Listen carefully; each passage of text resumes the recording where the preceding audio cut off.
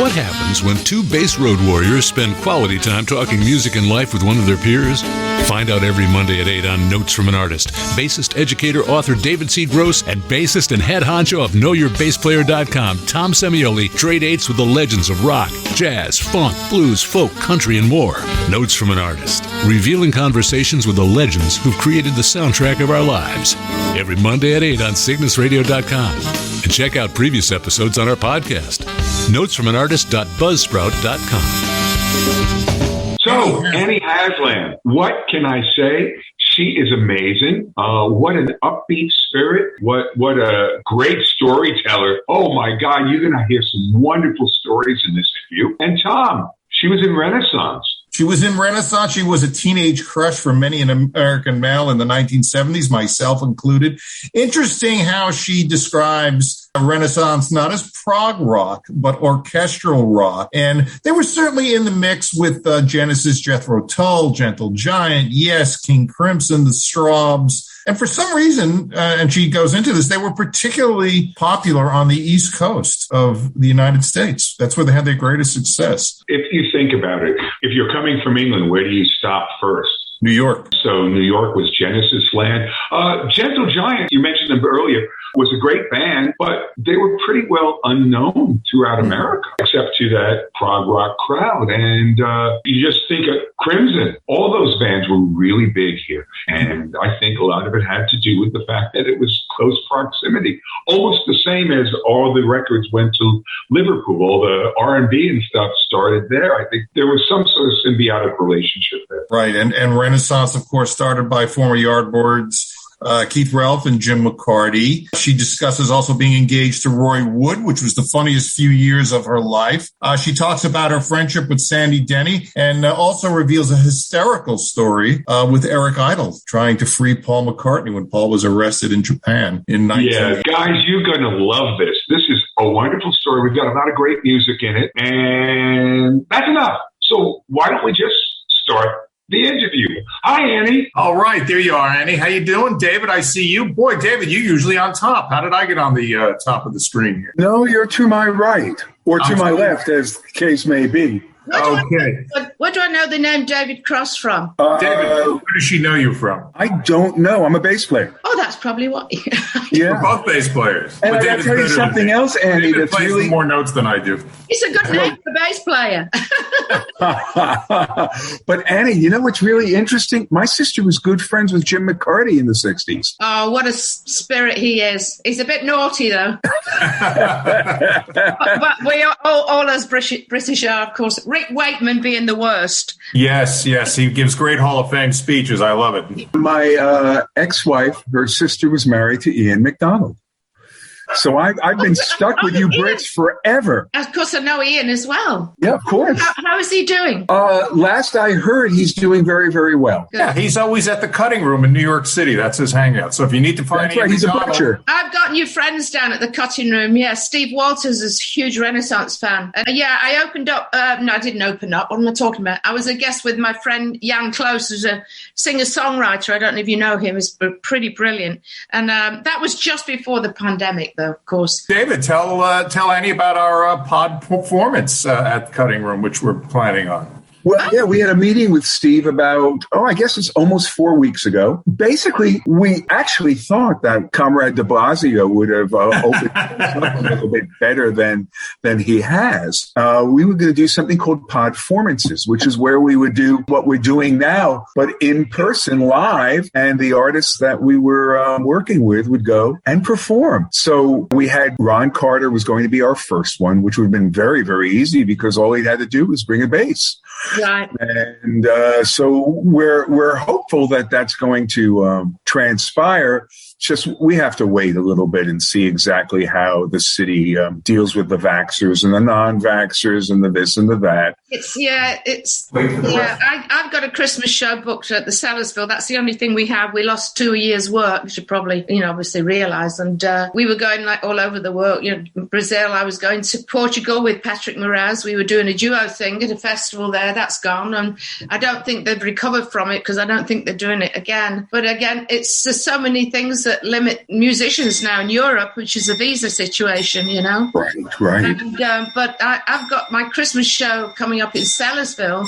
But if there's any doubt that there's something, because I'm high risk because I had breast cancer, so my immune system's low. So I can't afford to take any chances of anything. I was going to see King Crimson a couple of days ago, and I didn't go because apart from the fact that I couldn't find anybody who'd go with me for the same reason that I ended up not going either, is because the number of people that were in the audience would have been amazingly huge. And also I wouldn't have been able to get back to see my friend Gavin, and Robert. So I didn't go. I didn't go. It's a shame. I love the Sellersville Theater. It's a great place to play. Yeah, I've been doing my Christmas show there for like 9 years now. But I didn't last year, of course. Yeah, of course. Well, you're just a prog rocker. What can I tell you? A symphonic rocker. That's it. Symphonic rocker. Thank you very much for... A lot of Ogs in there. But, let's go back. Prog music, if you listen to real prog music, it's really quite heavy. It is, yes. And it's, okay, I'm looking around here because I've got pets and I just turned my dishwasher off. It's very male. I mean, it's very male oriented. And, but, it just didn't seem right to call us a prog band because we're not, because it's classical, It's classical rock band we used to call ourselves in the 70s, but people kept putting this label on us, and then I thought, well, I'm going to change it to symphonic, and then if it catches on, it catches on. If it doesn't, then, I'll do it in the next lifetime. Well, speaking of symphonic, let's go backwards. Let's start off with the new record, the 50th anniversary. Gosh, David, can you believe it's 50 years of Renaissance? No. Yeah, it's great. Well, look, I remember the first record because I was a Yardbirds fan because of Jim. Yeah. So I was a fan from the beginning. And when you went solo as well, being a Move fan and seeing that first album, which is, by the way, still a brilliant and relevant recording. It's a great record. That was Annie Haslam from her first solo album, Annie in Wonderland, the tune I Never Believed in Love. This is Notes from an Artist on CygnusRadio.com. Wait, you're talking about Annie in Wonderland? Yes, I am. Yes. Oh, my God. I tell you something. That was, because Roy, I lived with him for 4 years. The guy's a genius. Sure. In the minute, we had an 8-foot round waterbed. I'm not going any further than that in a rude way. But this one night, he woke me up. And he was singing in his sleep, and he was singing something. I thought, that sounds like a hit to me. So I spent the next 2 hours trying to get out of the waterbed without disturbing him. And so like every movement, there was a glug, glug, glug. And in the end, of course, I couldn't do it. And I told him. And then from then on, we had a tape recorder by the side of the bed. But genius, I learned so much from him and laughed a lot in those 4 years. I'm amazed that I can still speak after the laughter. But very funny man, Brilliant. Yeah. And it's the album. Oh, my God. It's every dream, really, for a singer. And the different things like Rockalese, that uses a lot my octaves, and then If I Loved You, and of course when I did If I Loved You, that's when Paul McCartney was at the studio, Delaney Studios. Yes, you were. He came and visited you in the studio. He came in. He listened to. I just finished my vocal. He was listening outside and came in and sat and talked to us for like an hour or whatever it was. It was brilliant. And he just said, he loved my voice, and I thought, yeah. And he said it sent shivers up his spine. I thought, oh, that's wonderful. But it is a great record. I'm going to play a few tracks from it on the radio show so people get a chance to hear it. I love the record, so there you have it. Yeah, thanks. Yeah, no, what a great first album, really. It was amazing. Yeah, very exciting. You started off in fashion. You studied fashion first, and you were on Saville Row and Carnaby Street. Take us back to the swing in the 60s. Oh, my God. Well, I used to wear short skirts. I know that. My God. Didn't we all? Tom. Yeah, I guess some men did, but most men didn't, It was a fantastic time, really. I mean, my brother Michael was a singer. I didn't know that I was going to be a singer. And I got this, I started off, going to art school for that reason, to learn how to be a dress designer. That's what I wanted to be. And then ended up in London with a very different job as a freight booking clerk for the Far East for McGregor Gowan Holland, like a big shipping line company. And it was a job. While I was doing that, I was writing letters out and sketches to all these big companies like Jaeger and all the ones that were big. And everybody replied, really. It was fantastic, very nicely. And then I got this letter from this company called Winsmore. And I say that because they broke my heart and they did something that was really bad. And I don't mind telling people about it because it really, I'm amazed I didn't have a heart attack because I was young and I was, I was full of ideas and I was on trial. I went for, I was going to say an audition. I went there on trial for an apprentice to be a sketcher rather than a designer. But they took me in there and I was dealing with the woman who was the daughter of the guy who owned the company. It was a family business, I guess. The older man was going on holiday and he came in to see me and he looked at my drawings. He said, "Oh, I really like you." He's a lovely man. "I really like your work. Lovely, lovely drawings. I look forward to seeing you when I get back." So that would have been after, I'd got the job. That's what he was saying, basically. But anyway, he went and then the daughter, she said, we'll give you, they gave me a big pad and they said, just, come whatever, we want to check what your drawing is like, obviously, if it's going to be good enough. So just do whatever you want, draw whatever you want. Well, obviously, I was going to design what was in my head, all these different designs. And at the end of 2 hours, at the end of doing that, I did quite a few, and they came and got the book and took it in their office for 2 hours, and then they fired me. But they stole your designs. I don't think I got the book back either, thinking about it. And it really, I thought, you horrible. And of course, that threw me right off. I thought, why do I want to go in this kind of business? Oh, and then I got in the music business. Duh. But then again, obviously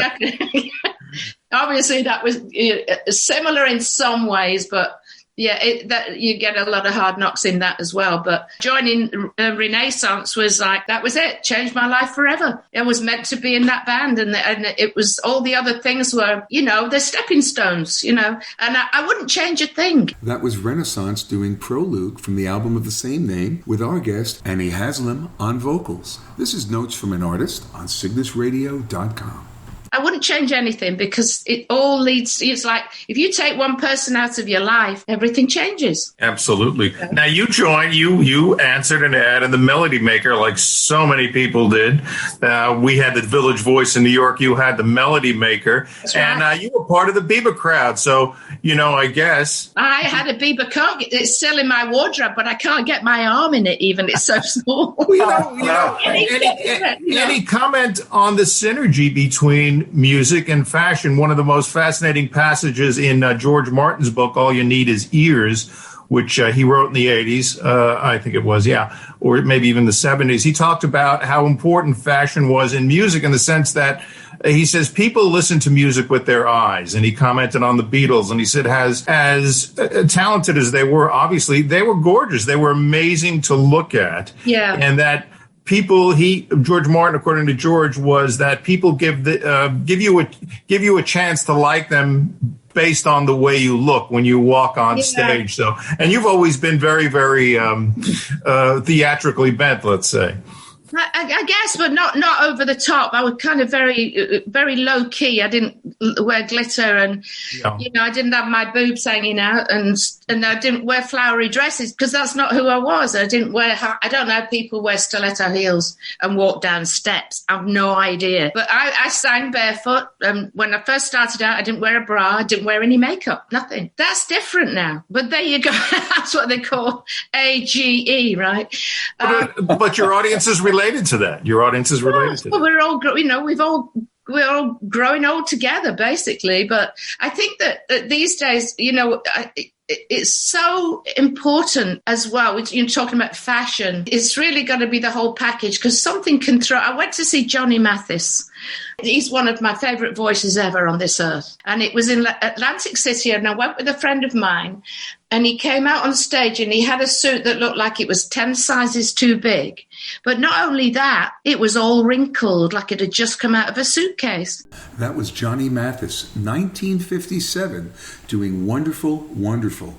This is Notes from an Artist on CygnusRadio.com. It's very different now because they're doing it from home and all kinds of things, but don't care so much about the way they look, which I think is sad. But most people do. And of course, the kids growing up that like them probably wear the same stuff. So I should take that back because everything is so different. You know, of course, I'm older. And when you're older, you look at things like your mum did when she was young. Yes, we do. It's like your mother, you know. Well, I'm glad. I'm 17-year-old. I understand completely. You are 17 now. Did you say I'm 17? No. I said I have a 17-year-old daughter. Oh, do you? Okay. Yeah. So I'm understanding of all the foibles, let us say, of youth. Of course. Yeah. I mean, I don't have any children. I don't think I could have done what I did with Renaissance if I had children. That's obviously not my mission in life. I kind of sad in a way, but I think, you know, I would be a little concerned because of the way the world is now. It would have, I would have liked a little mini me, whether it was a boy or a girl, you know, pass on whatever I have, you know. I mean, as far as clothing and things, I started out with the dresses with the long sleeves to the floor, which were very simple. The lady was called Valerie James, and I keep meaning to kind of connect with her again because she was lovely. And those dresses were really quite unique then. I mean, what I wore was unique, simple, you know, wore a little delicate necklace. And I did get some shoes made at Anello and David's, and they were white kid. Of course, I'm vegetarian now and nothing animal, but they were little white ankle boots, white kid. And I had them made for me, and I think I only wore them for like one tour event. I thought I can't move around like I want to, really, and not that I jump around the stage. I want to feel the stage, and I couldn't do it with these shoes on, the boots, and they only had a small Cuban heel. Do you remember that? Yes. Cuban heel, and so I started going barefoot, and it went on from there. You know, of course, when we did Carnegie Hall, and the music was progressing naturally. It wasn't like we'd go into rehearsals and say, right, well, I think we've got to make this more dramatic now and you know, to move the band forward. We only did what came to us naturally, and it was brilliant. You were listening to Renaissance live at Carnegie Hall, Mother Russia. This is Notes from an Artist on CygnusRadio.com. I mean, it was great, my audition where I met Jim, of course, and Keith Ralph. And it was kind of an odd time because it was a 6-piece band and there was a male singer in it then, Terry Crow. Right. So I was really a backing singer, but it was so exciting. I remember I think it was either Addlestone or Weybridge in Surrey in a church hall kind of room. And I got the job. They called me the next day. I just knew when I walked in, I felt it, you know, I felt that it was just right. And I'd never heard of Renaissance. I bought the album after this guy went at the Showbiz and the Strand, which was my cabaret period that was short but very exciting. Loved it, everything about it. The guitarist, he's the one who showed me the ad. He said, Annie, you got to go for this. He said, your voice isn't right. It's different. You shouldn't be doing this. But although I was having fun, I was singing like dancing in the street and having a gila with a tambourine with ribbons on it, you know. And it was fabulous. It was great. So that was a big stepping stone. You come from a musical family. Your brother Michael was actually signed by Brian Epstein. He was. And he was on the Christmas shows, the Beatles Christmas shows. Oh, with the Zombies, or the Mike Cotton Sound, right? With Woody Blues. Okay. Yeah, I don't know. I think he was on 2 of them. I'm not quite sure how many Christmas shows they did. That was the Beatles doing their Christmas message. This happened every year. If you were a member of the Beatles fan club, you got one of these flexi discs. Let's get back to our conversation with Annie Haslam. This is Notes from an Artist on CygnusRadio.com. He's passed away now. His voice was just fabulous. When I was recovering from breast cancer, I went over to England to stay with him, and it rained every day. And I was there for about 2 weeks, and I thought, oh, what am I going to do? And I was getting better. My strength was coming back, you know. But one day I just said, why don't we see if we can record something? And he said, well, I've got a bass amp. I've got the Bayer microphone you gave me. And he said, I've got some karaoke tapes, because he wasn't really working so much then. He was just singing in pubs and things, which was sad. really. But anyway, we decided to record, and we did Somewhere Out There from American Tail. And I don't know if you've heard it or not, but you can hear it. It's from my album Woman Transcending. I did I released songs that were like, didn't get released or were rare, and that went on there. And our voices together, that's the only thing we've ever recorded together. That was Somewhere Out There, a tune that both Annie and her brother Michael recorded together. The only thing they ever recorded. Great piece of music, beautifully done. This is Notes from an Artist on CygnusRadio.com. His voice was wonderful. My father was an amateur comedian singer and very funny man, and with the voice of a tenor, I would say. But I look back and I think, oh my God, and I said this in a couple of interviews, I wish that I'd been older then and could have helped my father, because he could have been something with his voice. But he was a dad. He just did it as a hobby. And, he sang things like Jezebel and Frankie Lane songs and Johnny Mathis, Nat King Cole, and and cause that's when he did Nature Boy. That's where I got Nature Boy from. What was it about prog rock and symphonic rock, if you will, that resonated so closely with American audiences? So you look at the bands, Jethro Tull, Genesis, King Crimson, yes, Renaissance among them, the Strawbs, Gentle Giant. That music, which was so profoundly British, somehow struck a chord with American audiences. Well, I'm not saying it's not so much the music, but I think that Americans were captivated with the English accent as well. Okay. And before I went for elocution lessons, I used to talk like this, You're right. Can I have a piece of cake? Come on, My Fair Lady, huh? Come on, then, let's have you.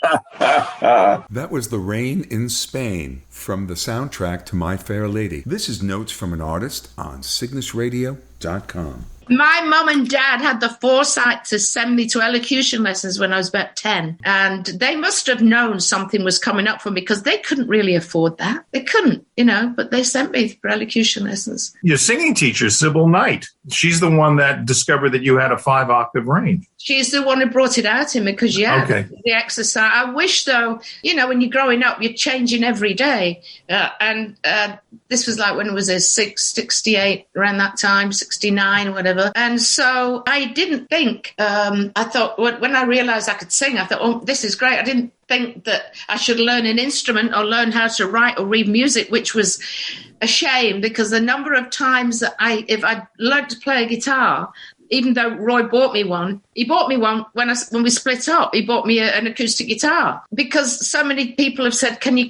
just come on your own and do an interview and play a guitar?" I said, "Well, I haven't got I can't play the guitar." So I think I wish I'd learned to read music. And she wanted me to go into opera, because she said, your voice is different, has a different sound, and you have the octaves. And I just didn't want to, do something where I'd be stuck in one place for months on end. That didn't appeal to me at all, even though I had no idea where I was going. And it was Harold Miller, who taught Shirley Bassey, was the one who put me in touch with her, because he couldn't take me on because he only taught in the daytimes. And he said the same thing. He said, your voice is different.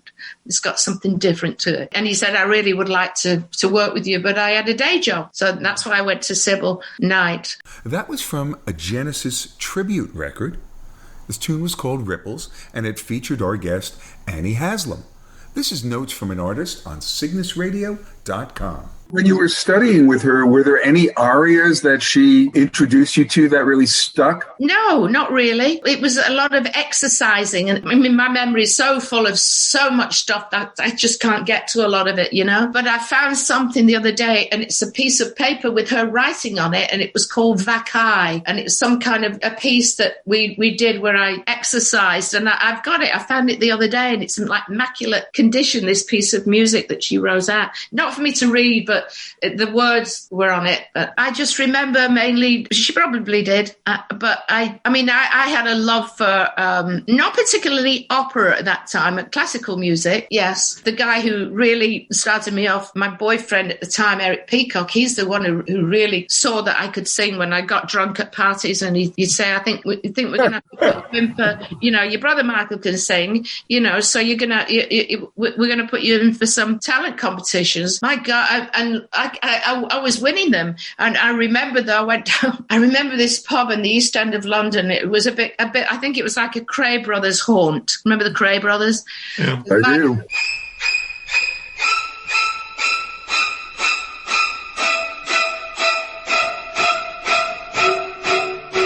Michael played in pubs where they'd come in, and everything. I mean, heavy stuff there, but a real old English pub with like stained glass windows and glass and everything everywhere. And it really smelt of beer when you went in, and cigarettes. And I remember wearing this short dress, and it was kind of it was a mini dress, absolutely. And then, but I had white underwear underneath, and I didn't realize they'd got ultraviolet lights over the stage. So the men were all crowding right in front of me. I thought they really like me, but they really like my bra and knickers. That's what they like. It was so funny. That was very interesting, but he was the one, really, the catalyst of it all. That was Renaissance doing Northern Lights. They had a top 10 hit with that in the UK. This is Notes from an Artist on CygnusRadio.com. Now, did you have any favorite vocalists that you were enjoying at the same time? Absolutely. Joan Baez, who I got to meet. It was just before I was going in for chemo and radiation. I had them both at the same time for breast cancer. And she was playing, my hair was short. I'd cut it short because I knew I was going to lose it. And Ed Sharkey I went with to see her at the Electric Factory in Philadelphia. And got to go backstage. I took some flowers, and I was speechless. And she knew who I was. And we had a wonderful picture. I've got this fabulous picture. It's on my Facebook page somewhere of us together. And, of course, I listened to Joni Mitchell as well. Oh, gosh. They were the two, really. Uh-huh. And classical music, and I used to like, again, different kind of music altogether. I used to like Hugh Ledbetter. And I got a great album of his called, Lead Belly, and Jack Teagarden and people like that. And then Jimmy Reed. I can't remember. But John Lee Hooker. I went to see John Lee Hooker perform in Plymouth. That's when I was living in Cornwall. Gosh, I used to love that. And we used to play all that kind of stuff at the art school that I went to in Redruth. We played all that kind of music. So different kind of, I've forgotten all about that. I've not said anything like that recently. But yeah, all kinds of music. If it's good music, that's great. I don't understand rap music at all. I can't get it. I've tried. I can't.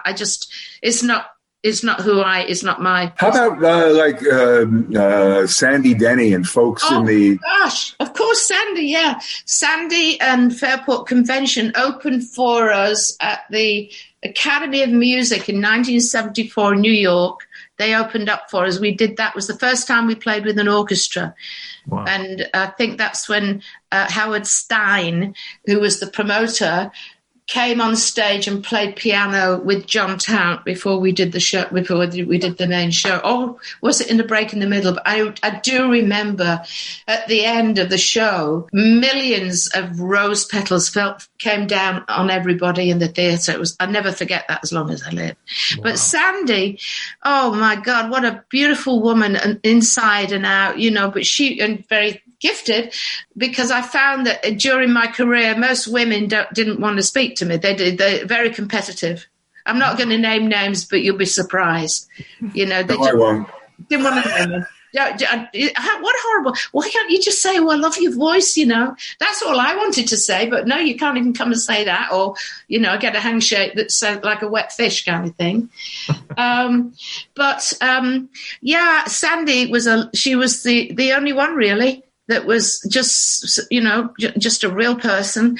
And I was asked in 2019, I get this phone call from Ray, who runs the Strand Theatre in Lakewood, New Jersey. And he said, Annie, Dave Cousins wants to talk to you about being part of their 50th anniversary weekend. And they want you to sing Who Knows Where the Time Goes with a 35-piece orchestra. Oh, I couldn't believe it. Now, that was Sandy Denny with the Strawbs doing Who knows where the time goes? 1967. This is Notes from an Artist on CygnusRadio.com. Isn't that amazing? And so Tony Visconti did an arrangement for it. He conducted that. And then I also did Reaching Out from the Intergalactic Touring Band. That was Dave Cousins was on that album. And he said the track that his favorite track was the one I did, Reaching Out. Right. So we did that with the orchestra. And then I sang 3 songs with the acoustic Strawbs over that weekend. A couple of weeks before, I get this amazing call from Ray. And then, of course, I spoke to Dave later on that day. Something very interesting happened in my garden. Since I started painting, unbelievable things have happened to me spiritually and can't explain things going on. So I go outside and I've got my iPhone. I think I just put the phone down and from somebody, and it was on the ledge outside, and I was looking very quietly, and there was a fox on the tree stump that was about 25 feet away, I would say, 20 feet away from me, 30 maximum.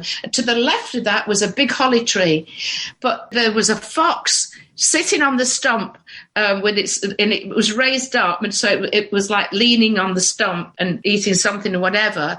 So I thought, get my phone quick. So I got my phone, but just before I got my phone, to the left of the fox, it must have been about 10 foot tall, maybe bigger. It was like this swirling mass of smoke or steam or whatever. It wasn't smoke. There was no smell of smoke, but it was all this wispy like gossamer, just absolutely beautiful. And I got my phone quick, and I was like, looking at it, and I got it just as it dissipated. I've got this little bit of, and it looks like you can see a face in it.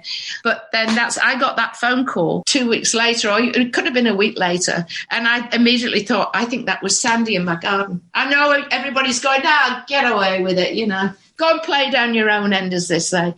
But that happened, Well, we did an interview with Richard Thompson a few weeks back, and I related this story. I went to the bitter end one night to see Sandy. It was in February. It was the coldest night of the year. No one was in the audience but myself and 2 friends. She did her full show and then came out and sat with us. And she was one of the loveliest people I've ever met. So she's sitting down, she's chatting with us, and she says, "Have you guys heard of Monty Python?" Oh. It hadn't been on PBS yet, so of course I'm going, "No, what kind of music do they do?" And then fast forward a million years, John Alton and I became friends. John wrote, that tune, Always Look on the Bright Side of Life. That's his arrangement. Oh, really? Wow. Yeah. Eric Idle came in with a guitar, just an acoustic guitar demo, and said to John, "What can you do with this?" And it's become the most popular song in the world, and played at funerals. The bright side of life. Yeah. Can I tell you a quick Eric Idle story? Of course, absolutely. So it was.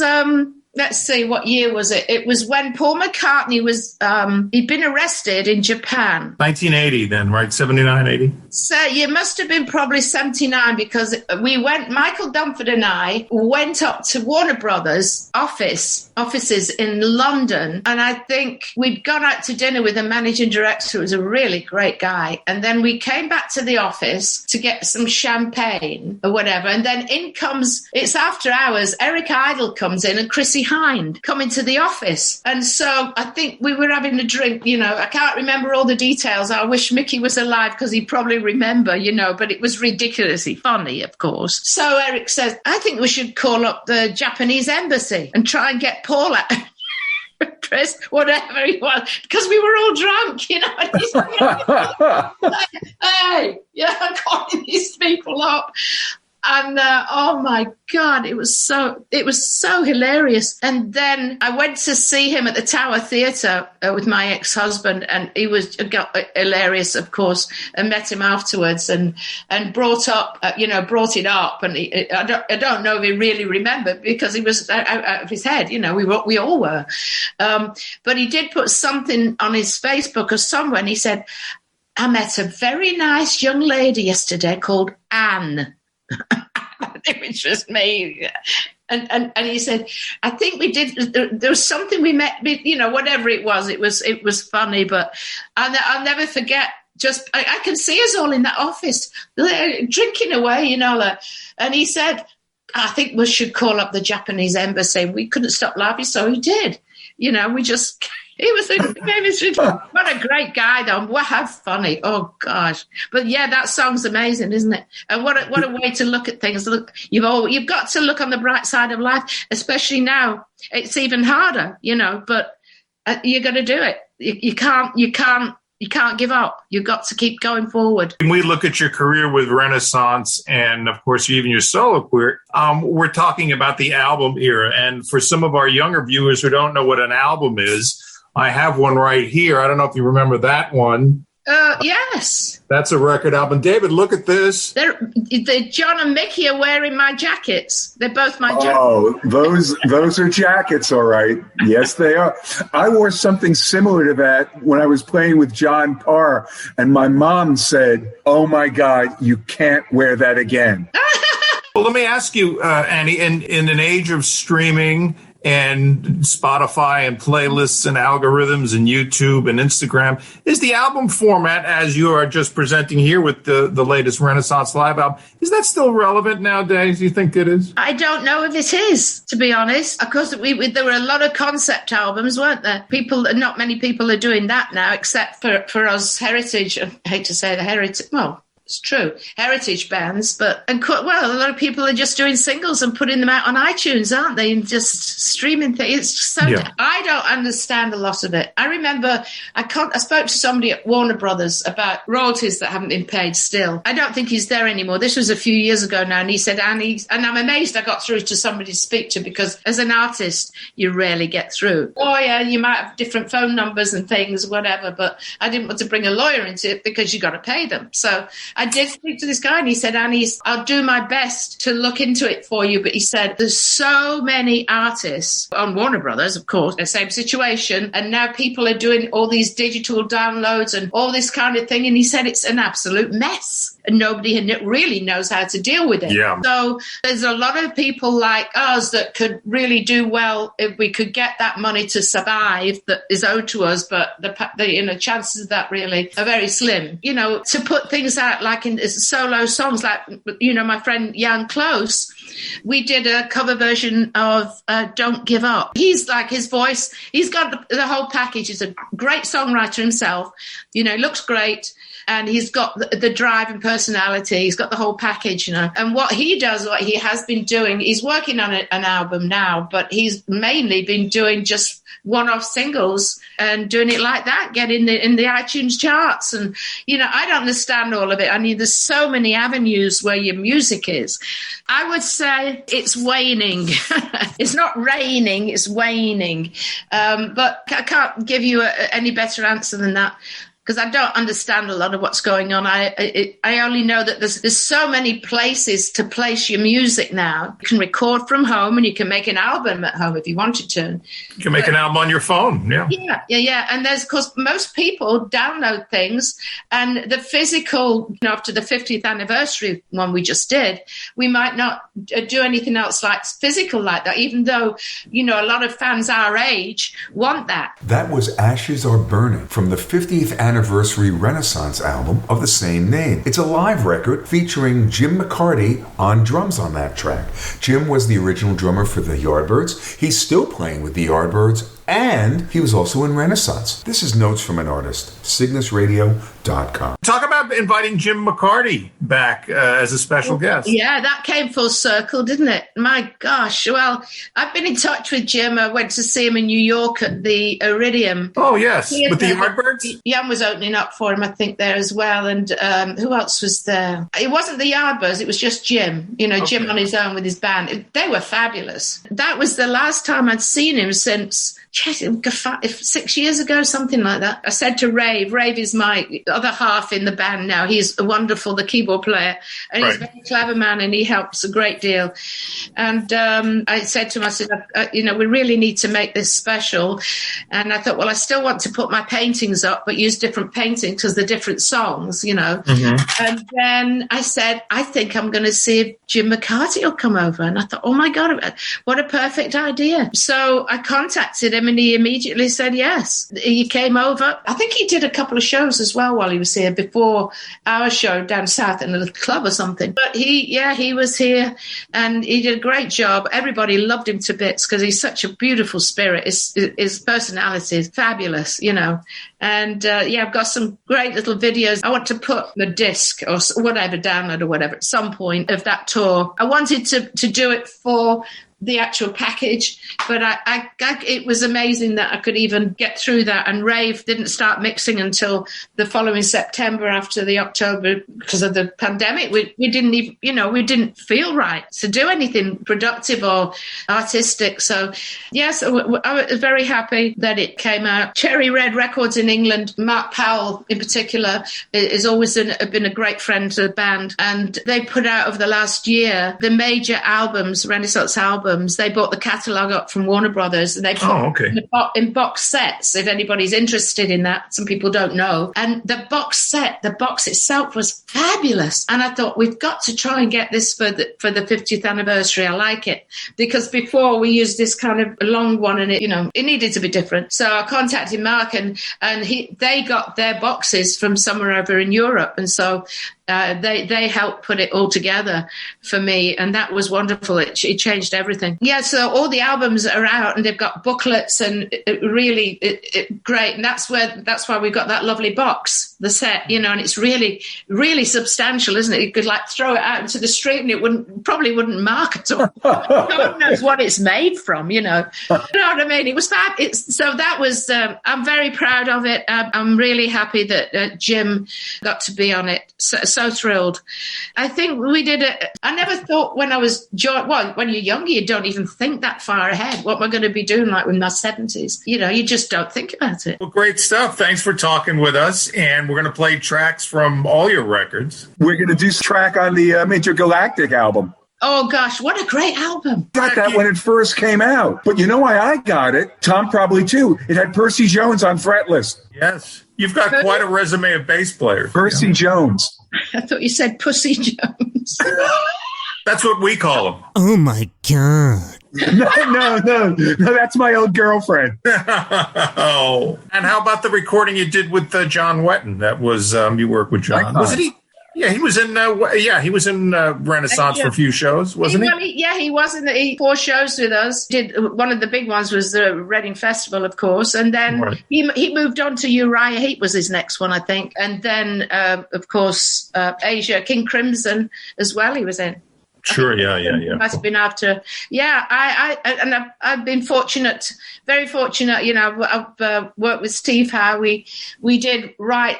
I went to England after we put on a show, a benefit show called Lilies in the Field for the orphans in Sarajevo. And that was a big thing in 1997, I think it was. And then I got to know Steve Howe more. And then I went to England and we started writing together. And we wrote a few songs together. But he got a phone call when I was there from John Anderson asking him to get Yes back together again. So you can't put 100% into everything, Yeah. We did some lovely things together, and incredible. And then I also got to be on something with Steve Hackett recently, which was really exciting because as somebody else, I've wanted my voice to be with his guitar, And it's a guy called David Manassian. I don't know if you've heard about that. It's an album called Sound of Dreams. I'll look that one up. Justin Hayward's on there as well, and Billy Sherwood. I wrote this song, the lyrics to this song called Sound of Dreams, and that's the one with Steve Hackett and Billy on as well. It's phenomenal. You have to listen to it. We will. It's on YouTube. The one to listen to is the one that's the remix, and it's the first one wasn't mixed very well. It's a remix. David Minassi and Sound of Dreams, and it's when my voice comes in with the guitar, it's just amazing. She said modestly. That was the Sound of Dreams. Annie Haslam on vocals, Steve Hackett on guitar. This is Notes from an Artist, cygnusradio.com. Remember what Shakespeare said: "Those who do not tooteth their own horneth, their horneth remaineth untooted." Did you say toot? Tooteth. Oh, because I know toot means something else. Oh, no. Not for years. Yes, that'll be the next interview. All right, Annie, great. Thanks for talking with us. We'll catch up with you, and we'll tell Billy when all this airs, and we'll send you the links, okay? Okay, lovely. Thank you so much.